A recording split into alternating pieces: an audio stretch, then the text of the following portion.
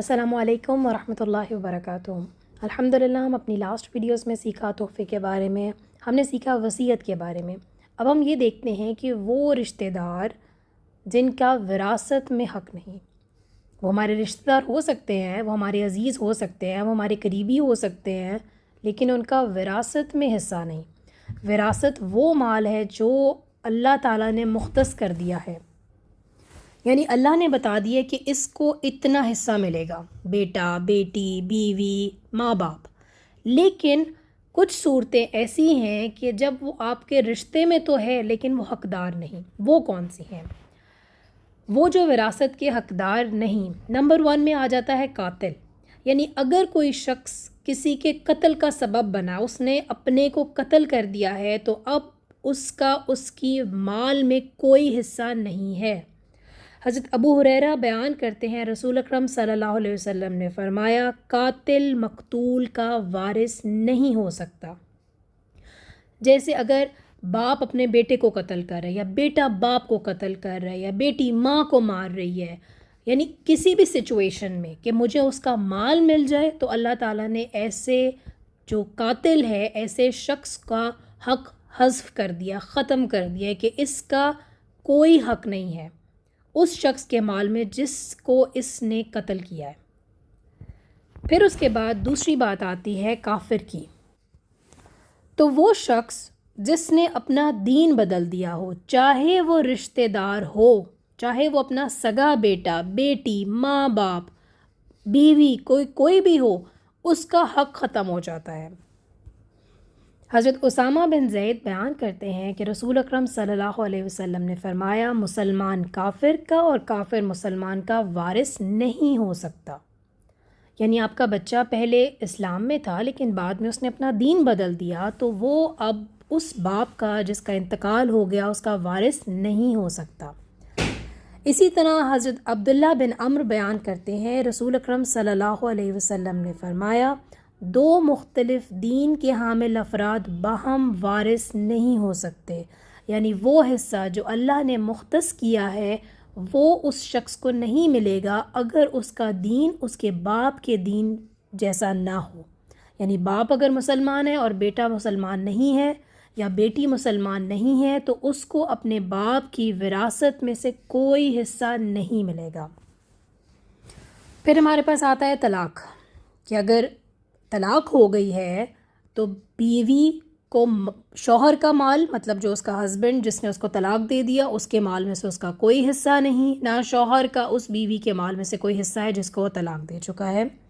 اس کے بعد آتا ہے ہمارے پاس زناکار اور اولاد، مطلب وہ بچہ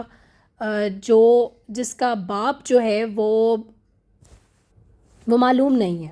یا وہ شخص ایکسیپٹ نہیں کر رہا کہ یہ میرا بچہ ہے، تو اس صورت میں کیا ہوگا؟ اس بچے کو کیا اس باپ کی وراثت میں سے حصہ ملے گا؟ تو اس بچے کو باپ کی وراثت میں سے کوئی حصہ نہیں ملے گا، کیونکہ باپ ایکسیپٹ ہی نہیں کر رہا کہ یہ میری اولاد ہے۔ اس بچے کو صرف ماں کی مرنے کے بعد اس کی مال میں سے حصہ ملے گا۔ اس کے بارے میں حدیث ہے، حضرت ابو امامہ رضی اللہ عنہ بیان کرتے ہیں، میں نے رسول اکرم صلی اللہ علیہ وسلم کو خطبہ حجۃ الوداع کے موقع پر فرماتے ہوئے سنا کہ اللہ نے ہر حقدار کو اس کا حق دے دیا، وارث کے لیے وصیت کرنے کا کوئی حق نہیں ہے۔ ابو داؤد اور ابن ماجہ میں آتا ہے، اور امام ترمذی نے یہ اضافہ نقل کیا ہے کہ بچہ بیوی کا مالک ہے، یعنی وہ بچہ جس کا باپ جو ہے وہ اس بات کو ماننے کا انکاری ہے کہ یہ بچہ میرا نہیں۔ جبکہ زانی کے لیے پتھر یعنی رجم ہے کہ اس عورت کو جس نے زنا کیا ہے اس کو پتھر مار کر ختم کر دیا جائے گا، اور ان کا حساب اللہ کے ذمے ہے۔ تو وہ جو ماں ہوگی اس کا جو بچہ ہوگا وہ بچہ اپنی ماں کے مال میں سے حصے دار ہوگا، باپ کے مال میں سے حصے دار نہیں ہوگا۔ اب اس کے بعد ایک اور چیز آ جاتی ہے، منہ بولا بیٹا یا بیٹی، مطلب وہ اولاد جو آپ اڈاپٹ کرتے ہیں، جو ایڈاپشن والی اولاد ہوتی ہے، جو آپ کی سگی اولاد نہیں ہوتی ہے، تو اس میں کوشش یہ کی جائے کہ بیوی کی طرف سے اگر لیا جائے تو بیٹا لیا جائے، بھائیوں کا یا بہن کا بیٹا لے لیا جائے، اور اگر شوہر کی طرف سے اولاد لی جا رہی ہے رشتہ داروں میں سے تو اس میں بیٹی اڈاپٹ کی جائے۔ اوکے، اب اس اولاد کا وصیت میں حصہ تو ہو سکتا ہے، یعنی باپ اگر فوت ہونے سے پہلے لکھ دے کہ یہ جو میرا بچہ جس کو میں نے اڈاپٹ کیا ہے اس کو میں وصیت میں سے حصہ دوں گا تو 1/3 دے سکتا ہے، اس سے زیادہ نہیں دے سکتا۔ یا ماں فوت ہونے سے پہلے وصیت لکھ سکتی ہے کہ یہ جو میری اولاد ہے، چونکہ میری کوئی اولاد نہیں تو میں اس اولاد کو 1/3 دے رہی ہوں۔ یا اگر اس کی اولاد ہے بھی تب بھی وہ اس کا حصہ 1/3 مختص کر سکتی ہے جو ہم نے وصیت میں سیکھ لیا ہے، لیکن وراثت میں اس بچے کا کوئی حصہ نہیں ہوگا۔ ماں باپ ایسے نہیں کر سکتے کہ اس کو اپنی ساری کی ساری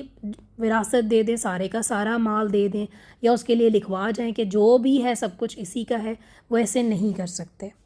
اوکے، اس کو جو حصہ ملے گا، جو اڈاپٹیڈ چائلڈ ہوگا 1/3 کا حصہ اس کو ملے گا، 1/3 سے زیادہ حصہ اس کے لیے مقرر نہیں کیا جا سکتا۔ ایسا کرنا ناپسندیدہ ہے، اللہ اور اس کے رسول کو یہ پسند نہیں ہے، کیونکہ اس طرح کرنے سے جو باقی وارث ہے ان کا حصہ ان کو نہیں ملے گا اور ان کی حق تلفی ہو جائے گی۔ تو آج کا یہ لیسن تھا جس میں ہم نے یہ 5 باتیں سیکھی کہ قاتل مقتول کا وارث نہیں ہو سکتا، جو شخص دین پر نہیں ہے، اسلام پر نہیں ہے، وہ اپنے غیر مسلم رشتہ داروں کو وراثت میں سے، وصیت نہیں وراثت میں سے کچھ نہیں حصہ دے گا۔ پھر طلاق کی بات آ گئی، اس سے ہمیں ایک اور بات کلیئر ہوتی ہے۔ اکثر یہ لوگ کہا جاتا ہے، لوگ یہ بات کرتے ہیں کہ چونکہ اب شوہر کا انتقال ہو گیا تو بیوی اس کے لیے حرام ہو گئی ہے۔ اسلام اس کے برعکس بات ہمیں بتاتا ہے، اور اسلام کہتا ہے کہ جب وہ شخص، اگر ایک شوہر فوت ہو گیا ہے تو اس کی بیوی کو اس کے مال میں سے حصہ ملے گا، لہٰذا وہ نامحرم نہیں رہے، وہ محرم تھے، وہ اس کے مال میں سے حصہ تھا جو کہ اسے ملے گا۔ ہاں، طلاق کی صورت میں حصہ نہیں ملے گا، نہ بیوی کو شوہر کے مال میں سے، نہ شوہر کو بیوی کے مال میں سے۔ اور پھر ہم نے زنا کی اور لعان کی بات کر لی، یعنی وہ بچہ جس کو باپ ایکسیپٹ کرنے کو تیار نہیں ہے تو اس کو کس کا حصہ ملے گا، اس کو کس کی جائیداد میں سے، مال میں سے ملے گا، تو صرف ماں کی سائڈ سے ملے گا اسے۔ اور پھر منہ بولی اولاد کے بارے میں ہم نے دیکھ لیا کہ اڈاپٹیڈ چائلڈ کے بارے میں ہم صرف وصیت کر سکتے ہیں، اس کا وراثت میں سے کوئی حق نہیں ہے۔ اس کے ساتھ ہمارا یہ والا سیشن کمپلیٹ ہوتا ہے۔ انشاءاللہ آنے والے سیشنز میں ہم حصوں کو دیکھیں گے، کس کا کتنا حصہ ہے، کس کو کب کتنا حصہ ملتا ہے، اور اس کے بارے میں ڈسکشن کریں گے۔ بارک اللہ لی و لکم۔